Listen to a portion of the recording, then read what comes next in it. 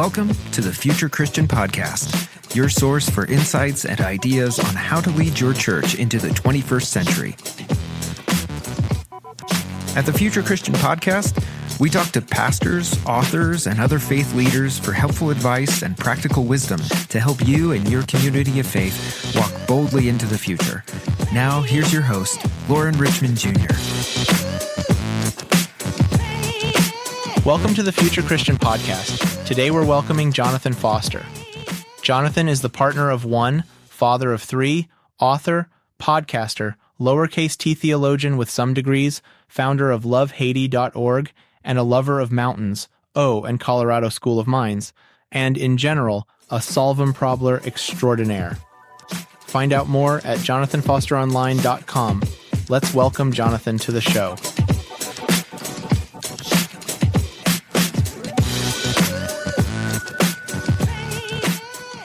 All right, welcome to the Future Christian Podcast.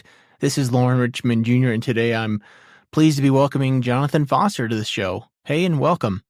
Hey, welcome to you. Thanks so much for thanks so much for having me back on. Appreciate it, and it's great to see you, man. We're hoping to do this in person last week at the conferences we were a part of, but Jonathan is just such an important figure that I just could not pull him off the many panels and speaking elements he had, and I had other things, unfortunately. So we're doing this virtually here.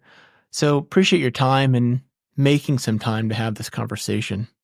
Absolutely. Sorry it didn't work out in person. That's goofy when we were together. Couldn't make it happen, but oh well, we got the technology, and I'm thankful to have a conversation either way. Right. So you've been on the pod before, but give a summary of just kind of, if you can, of your background, faith journey, that kind of thing. Sure. Well, I've been a church planter most of my life. That served me really well. I enjoyed doing that. Hopefully I served it well. Yeah. And then my theology kind of shifted and changed and morphed, but went through a lot of loss, including the loss of our daughter about 9 years ago and 4 months ago. And that really just kind of fast-tracked me. There's a lot of questions I had to respond to. And so as I was trying to have intellectual honesty with all of that, stuff just kind of picked up speed and didn't work really well with my denomination, my former denomination. They asked me to leave.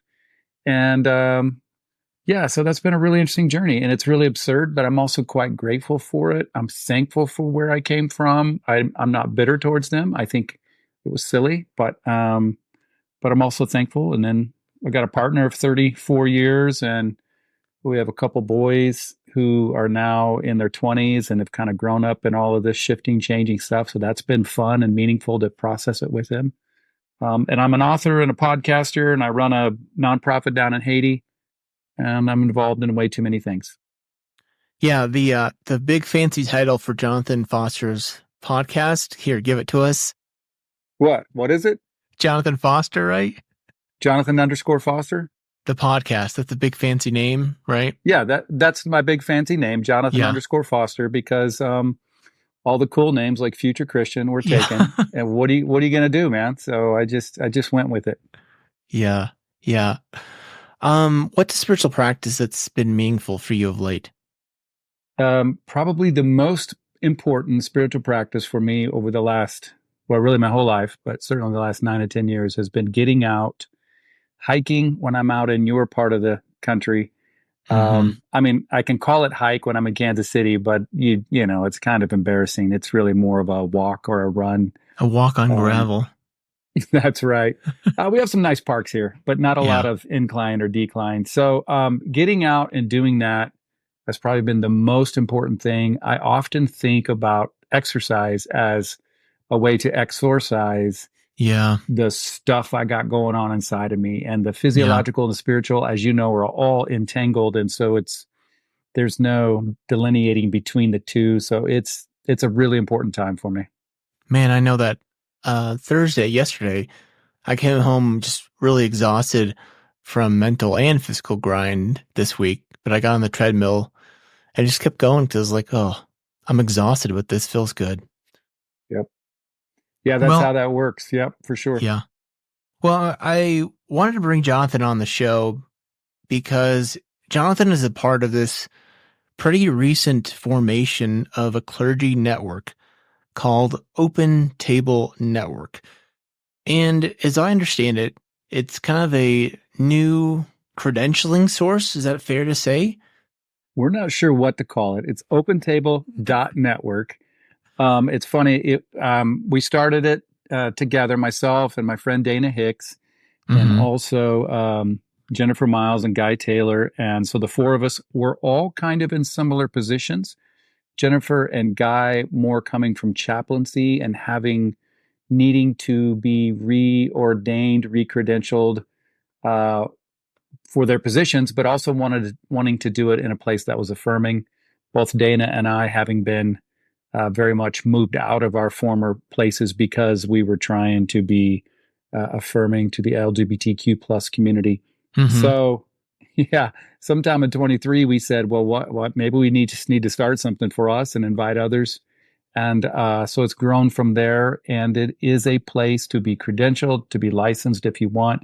It's a place for resources. We've started a cohort just so pastors have a safe space, and chaplains and counselors. Those are the three kind of main groups, so that they have a safe space to process the, as you know, the really awkward, weird space we all occupy in this like post-modern age that we live in.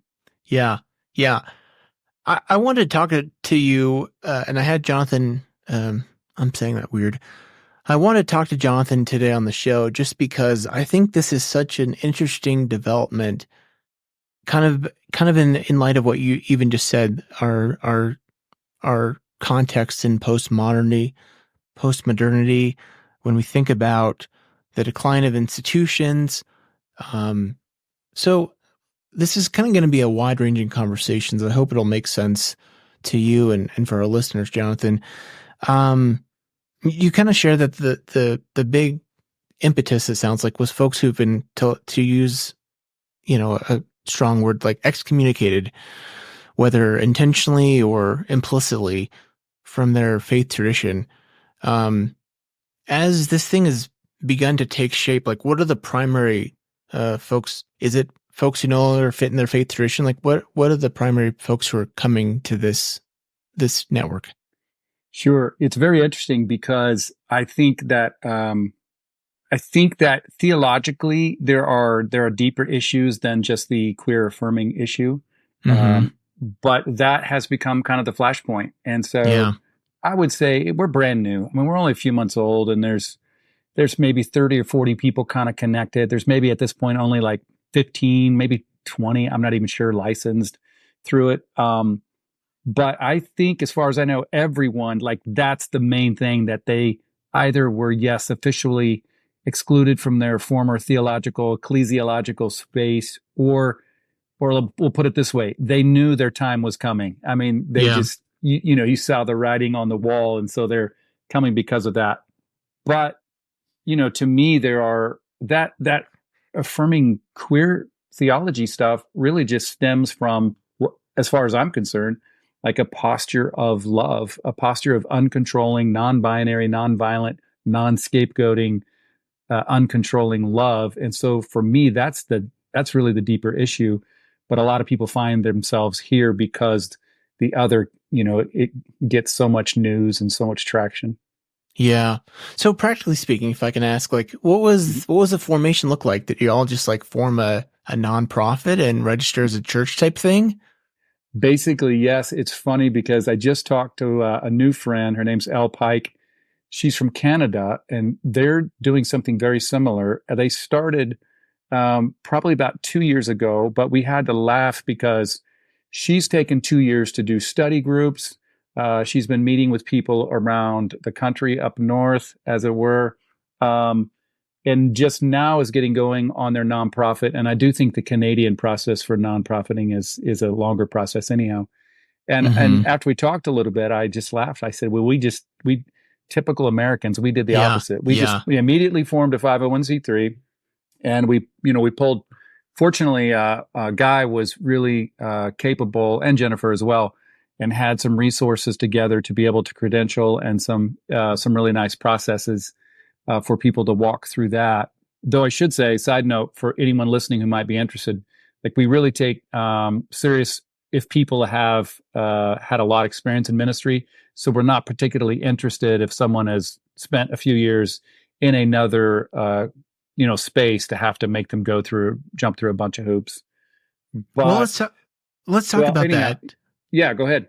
Yeah, sorry, I was just going to say, let's talk about that, because certainly in my neck of the woods, at least I'll say, like, those of us who have been through div school and gone through an ordination process, and I think you've gone to seminary, right? That's right. They don't claim me, but I bet. Like, at least speaking for my friends, we kind of get super annoyed at those who get like the online ordination, and then like go do their friend's wedding.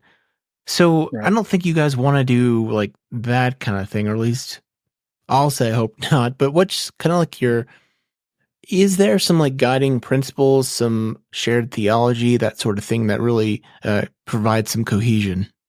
Yeah. So a couple of things. First of all, yeah, I agree with you. We're not trying to rubber stamp stuff, and we're trying to walk the line between that and also not forcing people. Like, let's say for my purposes, I had been a pastor and have a master's and a doctorate and had been doing this for basically, a quarter of a century.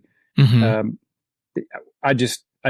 I wasn't interested in, and it's part of the reason I didn't jump into some other denominations. I was just not interested in going through all the hoops again. Yeah. So we're trying to kind of walk that line between, we definitely want to vet people and have integrity with what we're doing, but also not make it a thing where they have to start over. Mm-hmm. So theologically, where Dana and I come from, and the trajectory of OpenTable.network is open and relational theology. Mm-hmm. And so if people are familiar with that or process theology, they're going to, already be kind of well on their way to understanding what we're trying to do. And if you go to OpenTable.network, you'll see our values. You'll see, again, we tried to keep that sparse, but I'm really proud of the way that stuff turned out and some of the things that we're interested in. I think people will catch a sense right away of who we are and what we're trying to do. Yeah. So I think as this will release, a couple weeks ago, I did an interview with Ted Smith, who wrote a book about the decline, really, of theological education and the voluntary association as the primary kind of like sociological institutional model. And he talked about denominations kind of turning into the word he uses, affinity groups. And obviously there's some real pluses and minuses. I think we'd both agree for that sort of thing. Like for one, you said it straight out, like folks who are LGBTQ or on that, in that context, like they're obviously in this context, they're going to find a welcoming and inclusion much more than they might find in some other contexts, or certainly not at all in certain contexts. But obviously some dangers of affinity groups is there can be very much like an echo chamber, certainly exclusionary in their own right. So what do you think, like broadly speaking, as we see this kind of trend increase in our culture and, even in our faith traditions, this is kind of a hard question, I suppose, but like, how do you think about that in relation to Open Table Network? Yeah, I mean, it makes sense. And we are an affinity group at some level. It feels like so many of us, I have these conversations every week, sometimes almost every day, where I'm meeting new people who are still, I mean, loosely speaking, like generally speaking, you would say they're still interested in Jesus, but they've been so underwhelmed and disillusioned with the institutionalized approach. Mm-hmm. And so there's hundreds of thousands, maybe millions, probably millions of believers who are kind of in these interesting waters. And then a bunch of us who used to be like leaders or whatever our titles were, mm-hmm. who are now trying to figure out how to navigate all this. It's very, very interesting. And yeah, I think what we've said is like tribes are important, but what we're trying to do is not give way to tribalism. Mm-hmm. So if you can get a tribe without tribalism, I think that's super important psychologically, sociologically. emotionally, spiritually, and we're human beings. We're wired to be connected. Right. So it's important to do. But I think moving forward, people who have intellectual integrity about all of this are going to be more and more invited into situations where they're just going to hold to their denominational ties, their association ties, their affinity groups with, they're just going to probably hold them more loosely. It doesn't mean that they're less important. It's just, good Lord, pluralism is such a reality in our world now. It doesn't make any sense to try to force love into one, small little pocket. Love works in small little pockets. God, by faith, I think God can fit anywhere. I don't think there's any God-forsaken space in the cosmos. Right. But I don't think that's the healthiest way forward. So yeah, we're trying to do the tribe without tribalism. So obviously, we've seen the danger of institutions in that there is this just protect the institution at all costs. We're both sports fans. So the NFL has been protect the shield. It's protect the league's identity, integrity at all costs. Yeah. Certainly we've seen that in denominations. We've seen that in big churches where it's protect the denomination. Catholicism protect the church. In big churches, it's protect the pastor's brand, protect the church's brand.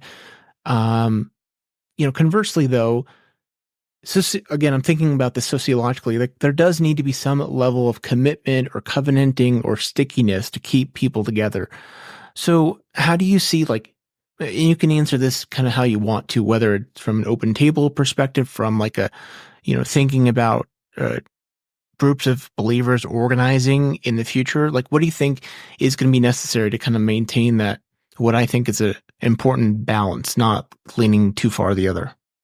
Yeah, it's something to be managed, isn't it? It's not a problem to be fixed once and for all. I think it's constantly ebbing and flowing, in part because our contexts ebb and flow, and our culture and our societies, and even, to some degree, morality, because it's based on customs and culture and systems, and all of these things change over time. So I know one of the things that we're trying to do, and something I personally believe in, is, we're just constantly, as we meet and talk about these things, we're committed to not building ivory towers and giant headquarters and some big place from which all the mandates are decreed from.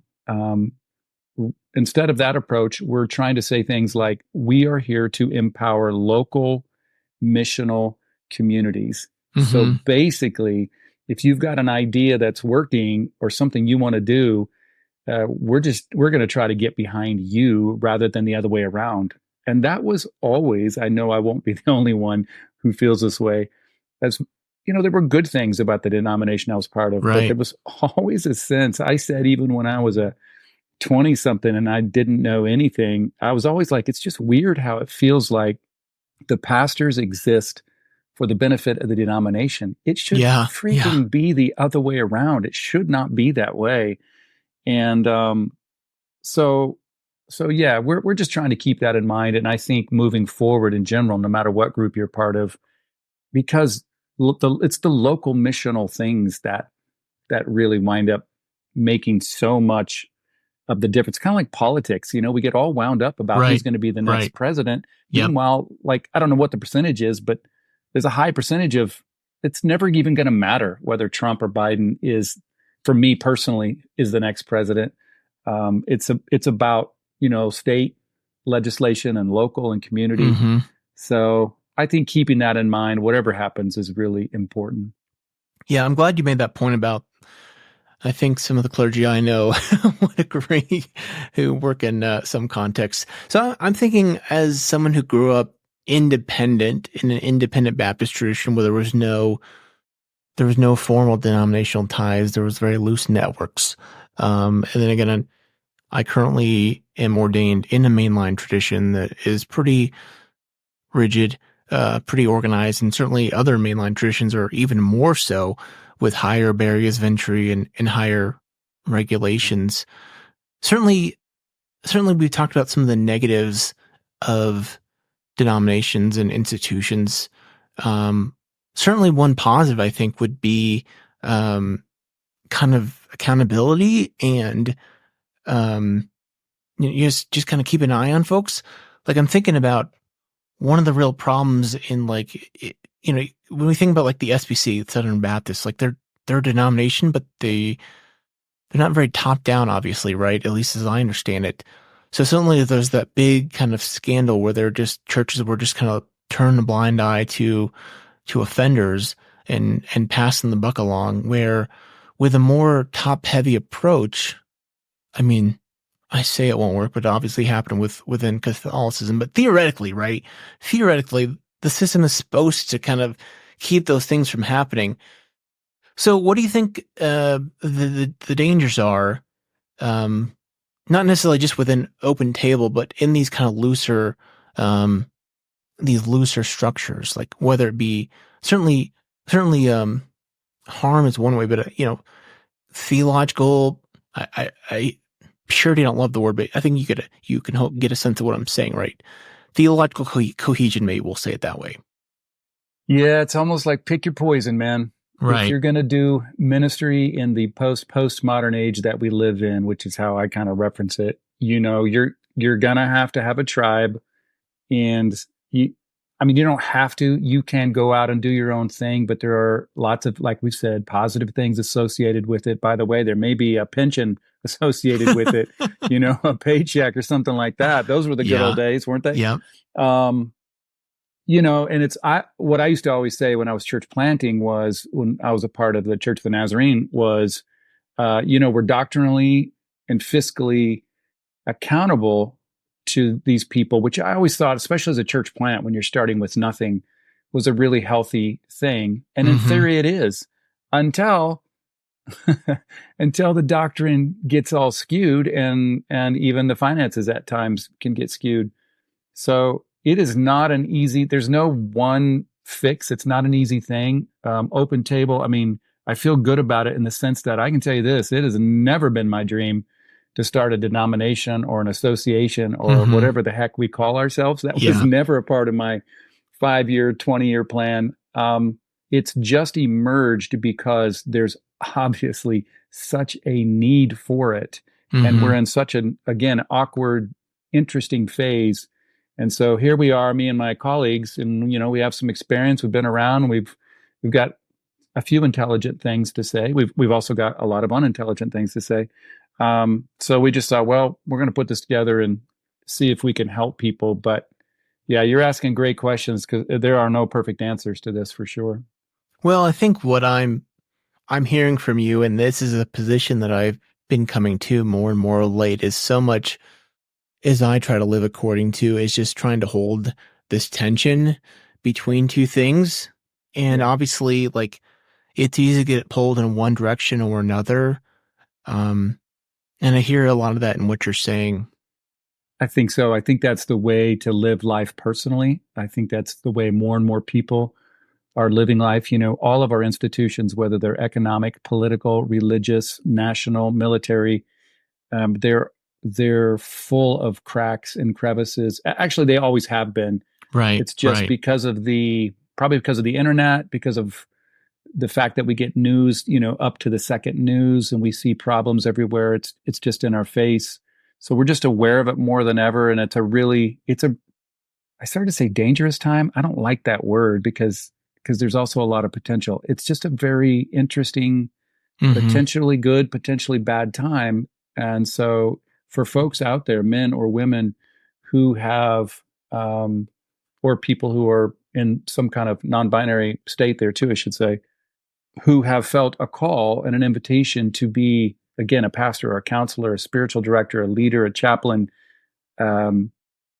It takes a lot out of you to kind of figure out, how do you want to move forward with all of that? And I think living in the tension is a Jesus move. I think it's a embodied love move. And I think it's the only thing we can really do. We don't need to do it and be disrespectful of other institutions, although, well, I'll say it this way. We don't need to be disrespectful of people in other institutions. I personally kind of don't really care that much if we're disrespectful to the institution itself. Sure, I can live with that. Yeah. Some of these systems, man, they've been living off the fat of the hog, so to speak, for, at least 18 centuries since the time of Constantine. And it's just not right. I mean, it took 1,800 years for us to figure out slavery was wrong. It took 1,900 years to figure out women should vote. It's taken us, a couple thousand years to figure out queer folk are like real live human beings. And all of that was perpetrated, again, good people, but the systems themselves can get really skewed and sideways. So yeah, I keep saying the same thing. We just live in an interesting time, and it takes a lot of courage to keep moving forward on all of this. So let's talk about moving forward. I think, and I imagine you'd probably agree, we're going to continue to see denominations splinter and split and diminish.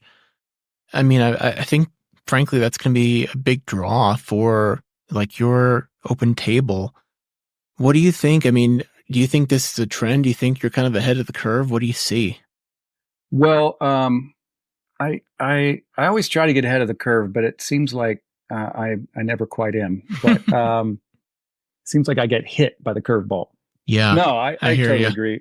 I totally agree. I think, yes, there's going to be more fractures and splinters. And on one level, it's nuts because we have already, depending on, I hear 30,000, maybe 40,000, just Protestant denominations alone, not even counting Eastern Orthodox and Catholic and all that. So, good Lord, we don't need any more splintering. On the other hand, there's something good about it too, because the splintering splits you up into smaller groups, and again, kind of like the local missional things. And so maybe I think there's some really positive stuff about that. I don't see it going anywhere else. There's no chance that there's going to be one big mega church, one big mega denomination, unless, something like Christian nationalism, might be able to pull, which they already kind of do to some degree. And that's a nauseating thought. By the way, Christian nationalism, for the listener, I don't mean just conservative. I mean, there's liberal Christian nationalism too, but the conservative one is kind of the one that's more in your face and kind of more gross. So. Right. Yeah.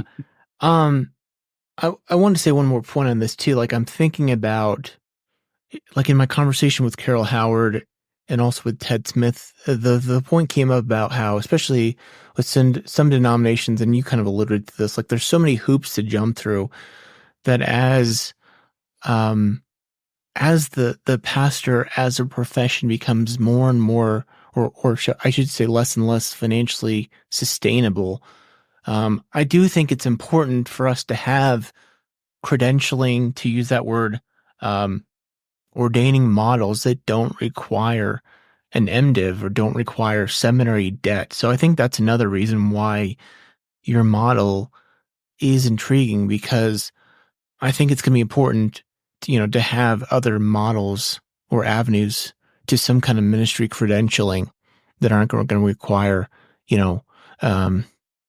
such rigid standards. I know it's tricky. We got to have standards. It is tricky. Especially if you're leading people. There's so many needs. I mean, to be we'll just say spiritual leader, for lack of a better phrase, to be that in any day and age, for sure. But the day and age we live in, it's complicated, man. There's so much mimetic dysfunction out there. There's so much politics. There's so much, spiritual manipulation and weirdness, and people come into your practice or your church that are strange, and they project all this stuff on you.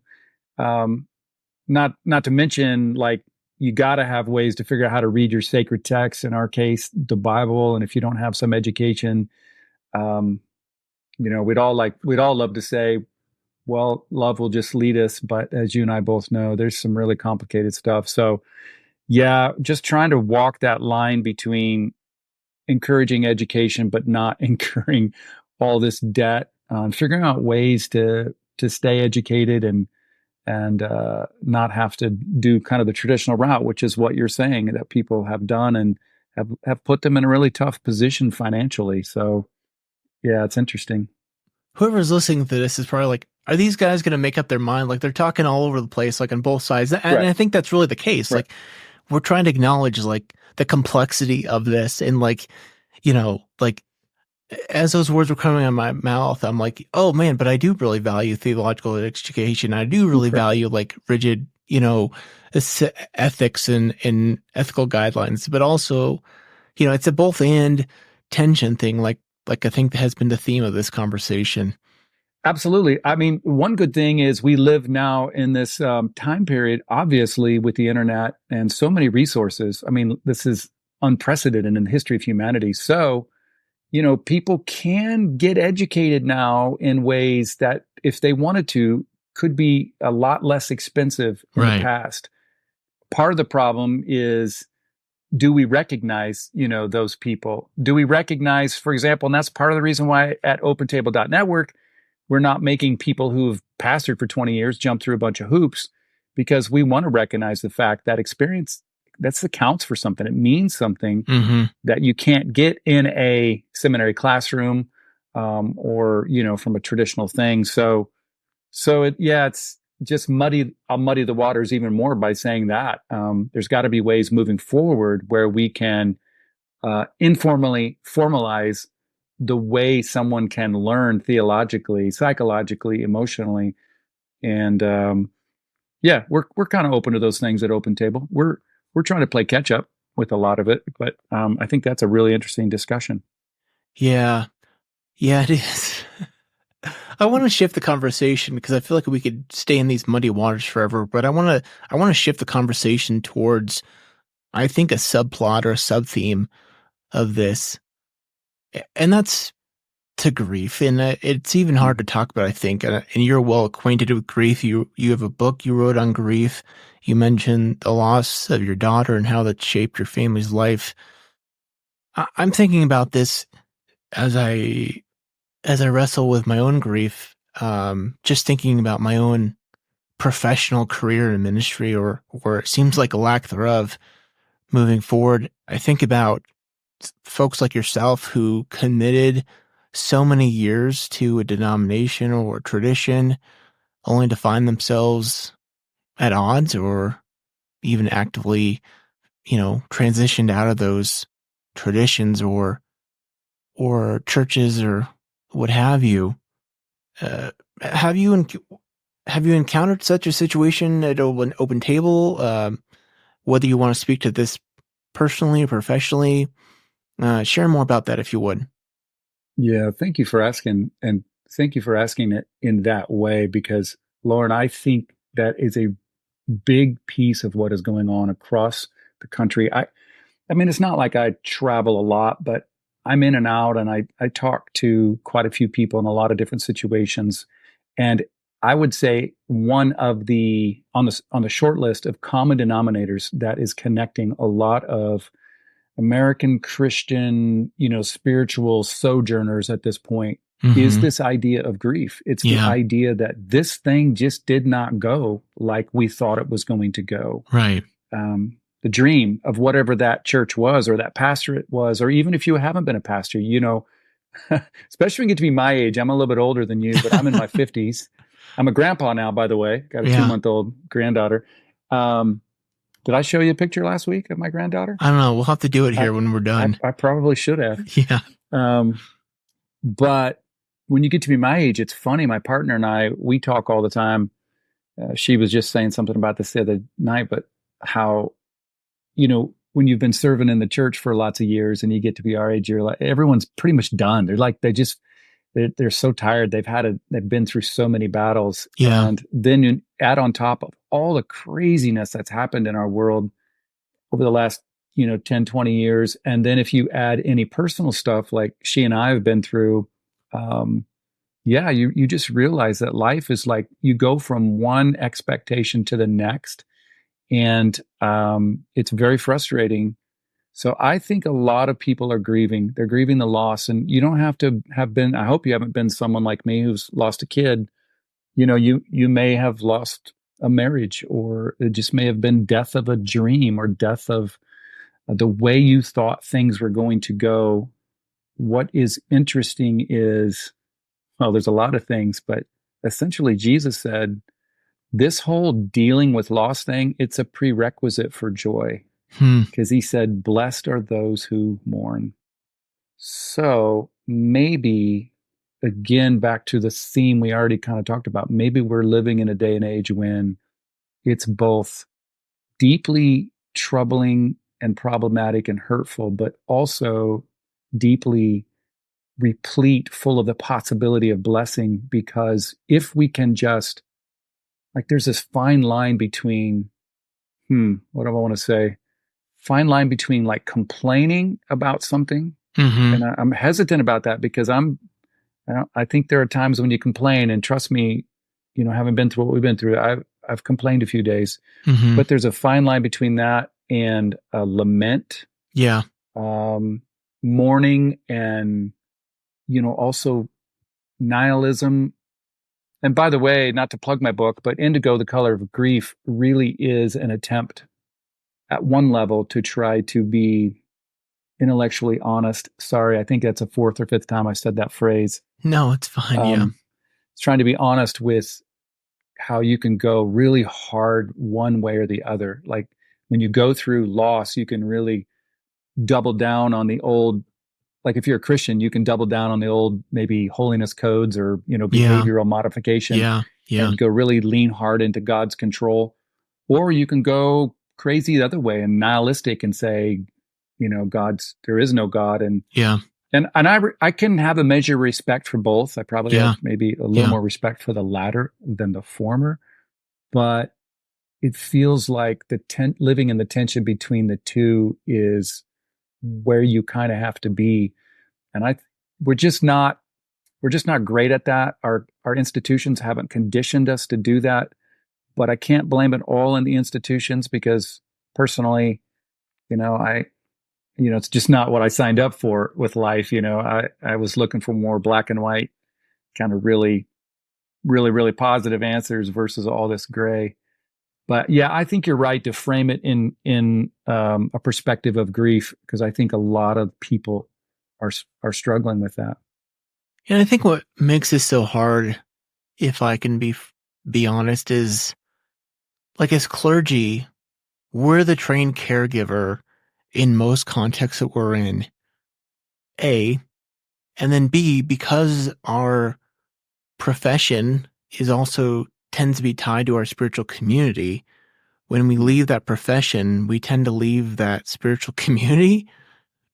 Like my daughter, who's like a preteen, she's like, Dad, we've changed churches so much. I'm like, because I work for a church, or have. Like, that's a hard dynamic, isn't it? Yeah, just adding to the complexity that we've already. Man, people tuning in who aren't pastors, they're like, they should be so grateful they're not pastors right now. Yeah, another thing I thought of when you said that too, we're caregivers, and then to be pushed out, kicked out, in my case officially, in lots of other places unofficially, it's a mind trip.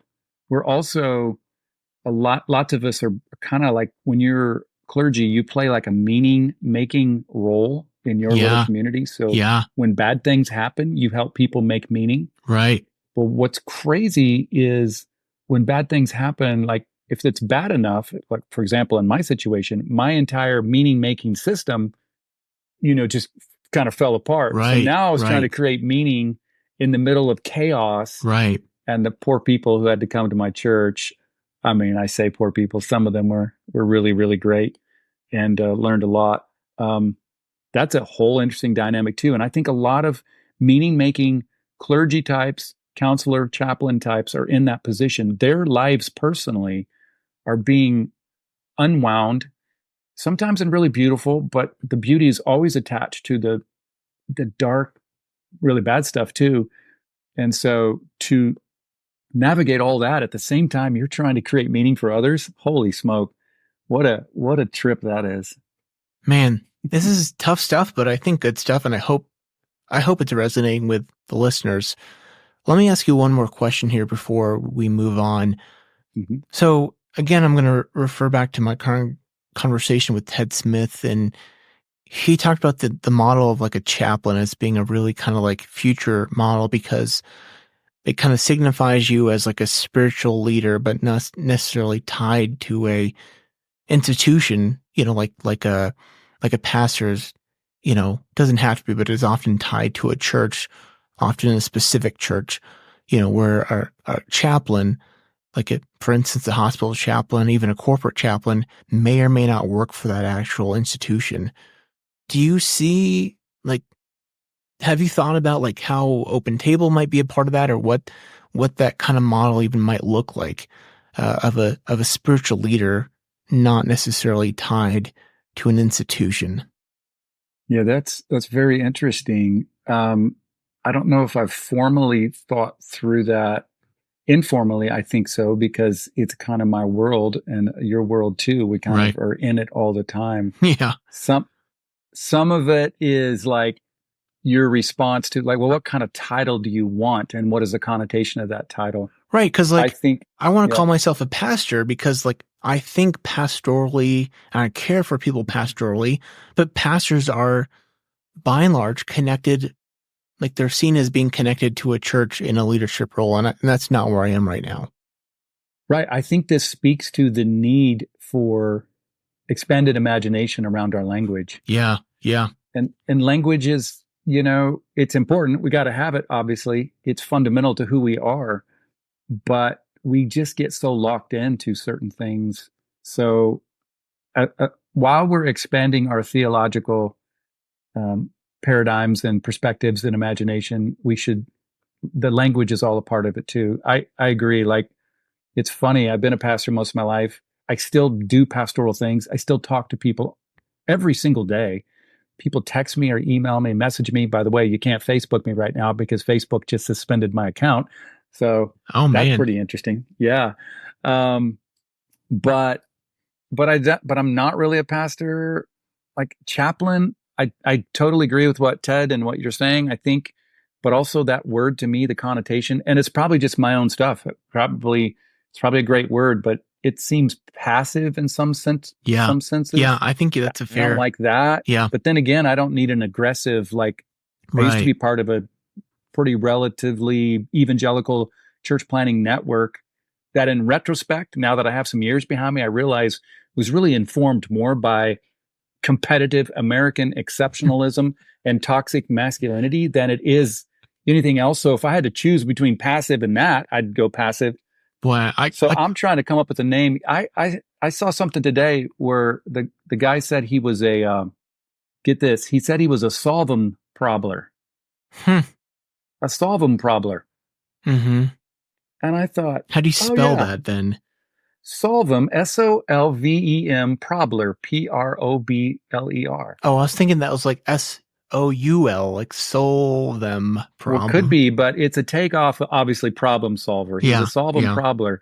And I'm like, okay, I like that. But that's just silly. Like, right. I used to call myself, what did I used to call myself?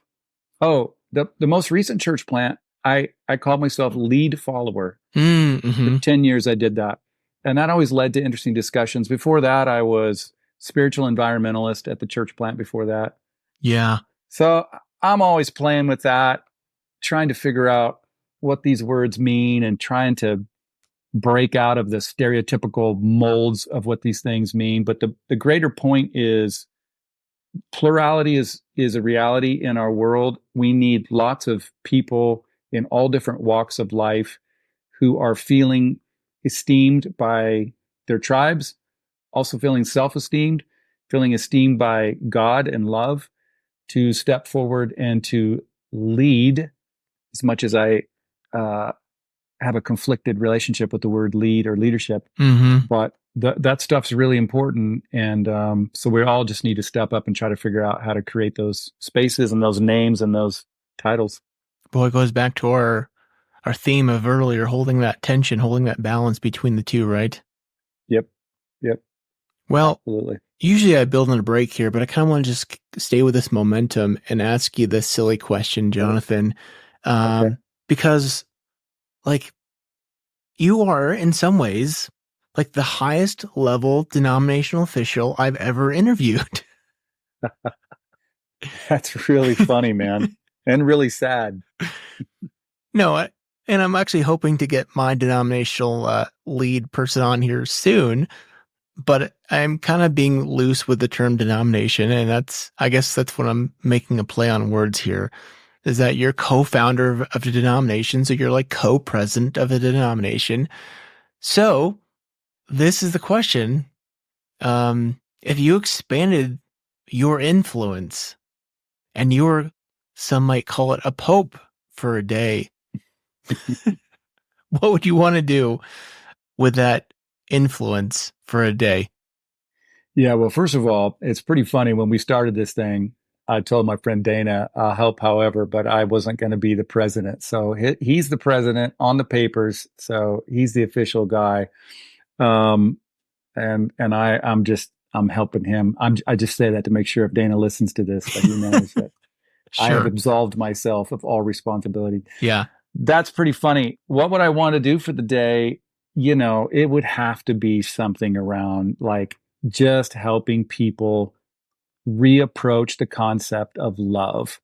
I think that the essence of God is love. I think it's biblical. I think philosophically it makes the most sense. I think practically speaking, it makes the most sense. What's been interesting in my journey, well, there's a lot of things that have been interesting, but one thing that's been interesting is I didn't realize I was doing this, but when I set out on this new journey, I actually, in many ways, was redefining love. In the old days, love was, I'm not really sure what it was. It had something to do with hierarchy and sacrifice and doing the right thing and morality. And some of that still plays in. Yeah. But now when I think of love, I go, it's this uncontrolling, non-binary, non-scapegoating, non-violent energy that's in a relationship with God and with others. And it's meant for good and blessing in the world. And every single one of those words are pretty well vetted in my life. I mean, I've written some books about them. I mean, they may not be good books, but I mean, I've put some words behind them, and I've spoken a few times about them. And I've logged a lot of hours staring at the ceiling and again, taking hikes and walks in all parts of the country, trying to figure out what I think. And so it's fascinating. Each one of those things are really important concepts. And so if I had well, you're asking if I could make a mandate. Well, that's Right. completely it's completely antithetical to open a relational theology. Yes. If this is a consensual thing, then I can't make a mandate. But I would highly encourage, invite everyone into deeper and deeper instantiations of love. You would seek to persuade them, right? I would lay out the lure. Yes. I would invite them and persuade them, to do my best to persuade them to think even more deeply, to throw off the shackles of the myth of redemptive sacrifice and to lean into the freedom and the grace of love. Well, this is good. You really leaned into that quite well. So thank you for engaging that question. So since you mentioned your books here, I do want to give you some opportunity to plug the books, because I've had the privilege of reading, I think all three of your books here, right? The Reconstructionist. What's the second one? Theology of Consent. Theology of Consent. And then the one you just released, Indigo, which I just want to say, like, I don't know if this is good or bad, Jonathan, for you, but like, I have not fully engaged it because it's like so raw and deep that I've had to like flip through it and look at stuff. And I don't know if I've been in a space where I can fully engage that. So I guess it speaks to, I think, the richness and depthness of that book. But say anything else you want to say about your works there. Thank you for inviting me to say stuff. Yeah, you're not the only one who's done that with Indigo. I've had a lot of even of closer friends who have picked it up, and even family members. Yeah, actually, my sister just told me a couple of weeks ago, and it's funny because she's always one of my biggest fans. I mean, I tell you what, Lauren, everyone needs a big sister in their life who's a big fan, and she has. All three of my sisters have been big fans. But anyhow, she told me a couple of weeks ago she was an early reader back before it was published, but she hasn't read it yet, and it sits by her bedside because she's just got to get in the right frame of mind Now it's probably not good. I'm scaring people. I will say it's on audio, so that might be easier. It might be easier to listen to it than turn pages. But yeah, that's been an important book for me. Reconstructionist was important. That gives a little insight into how I kind of rewound when I decided I wasn't just going to deconstruct, but I wanted to reconstruct. Yeah. I decided to do it around 3 basic things. Well, I didn't decide. I realized after the fact that 3 things had basically happened to me. And that is that all my questions I was having, I kept running through these 3 filters. One was mercy is greater than sacrifice. And number 2 is people are greater than the text. And number 3 is love is greater than fear. Yeah. What I discovered was every question I had theologically, every question I had about human sexuality, about omnipotence, the Bible, all these things, eschatology. When I worked all of my questions through those 3 filters, and when I came out on love, people, and mercy, that's the kind of theology I wanted. So that's the Reconstructionist. It's with Choir Publishing, and then Theology of Consent is back with Sacrisage, and that's about mimetic theory it's me talking about how I think mimetic theory is wired, and then how I think open and relational theology is wired, and then I cross the wires and I watch the smoke fly and try to come up with something of depth there. I also have a nice little book with the snappy title, Questions About Sexuality That Got Me Uninvited from My Denomination. Rolls off the tongue there. Just rolls right off the tongue.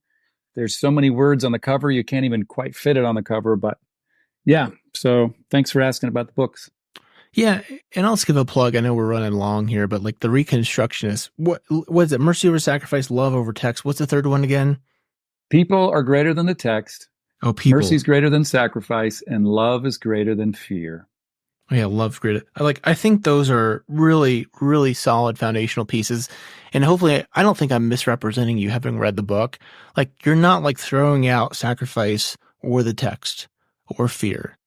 You're saying that's right. If you're saying that's like, right. Again, to that balance and tension, like if we got to choose one or the over, like we choose mercy over sacrifice, we choose people over text. Like, because again, like Jesus said, I think the Sabbath is meant to serve the people, not people Sabbath, right? Right.